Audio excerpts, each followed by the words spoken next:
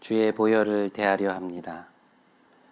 우리가 가진 이 생명이 주의 보혈로 인함임을 기억하며 우리의 모든 미움, 다툼, 정욕과 욕심을 내려놓사오니 이 시간 우리를 깨끗게 하옵소서. 존귀하신 예수 그리스도의 이름으로 기도드리옵나이다. 아멘. 다 함께 잔을 대하겠습니다.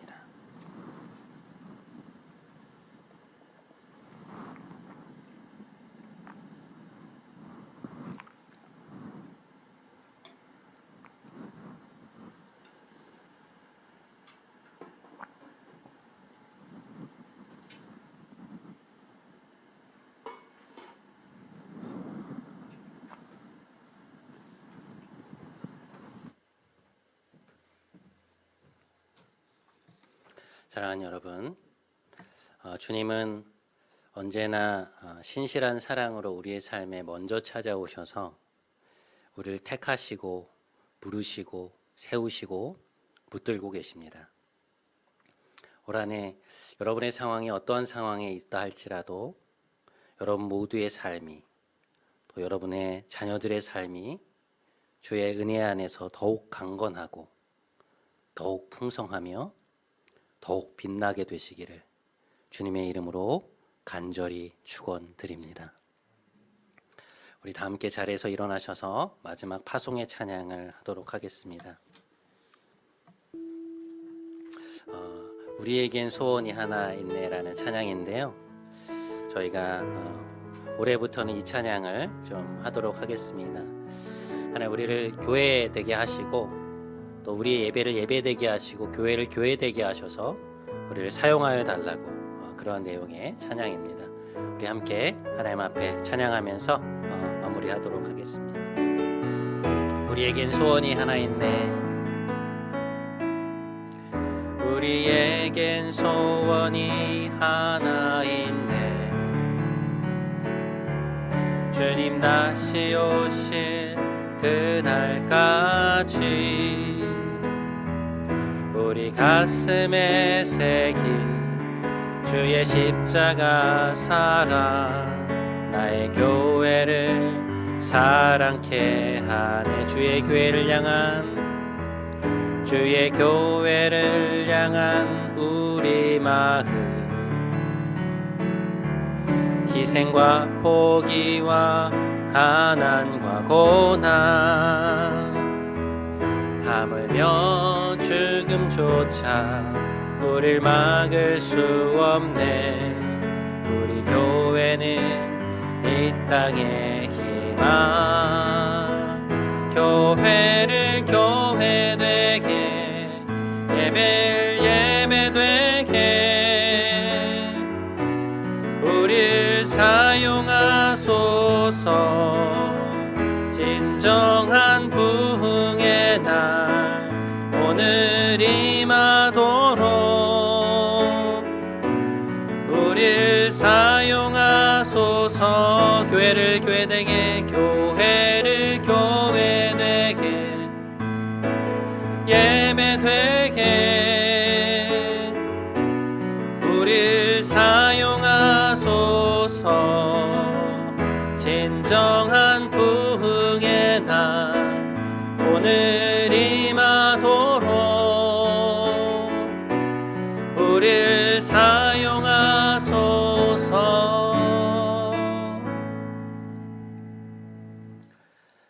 이제는 우리 구주 예수 그리스도의 크신 은혜와 하나님 아버지의 놀라우신 사랑과 보혜사 성령님의 교통, 교제 충만케 하심이 하나님과의 친밀한 교제 속에 형제 자매들과의 긴밀한 연합 속에 교회다운 교회로 함께 지어져 가기를 간절히 원하는 함께 예배드린 사랑하는 모든 성도들의 삶과 이들의 가정과 이제 새롭게 시작되는 이들의 한 해 위에 하나님이 피 흘려 세우신 더불어습 은혜의 교회 위에 우리와 함께 지어져가는 온 세계에 흩어져 있는 하나님의 교회 위에 이제부터 영원토록 함께 하시기를 간절히 축원하옵나이다. 아멘.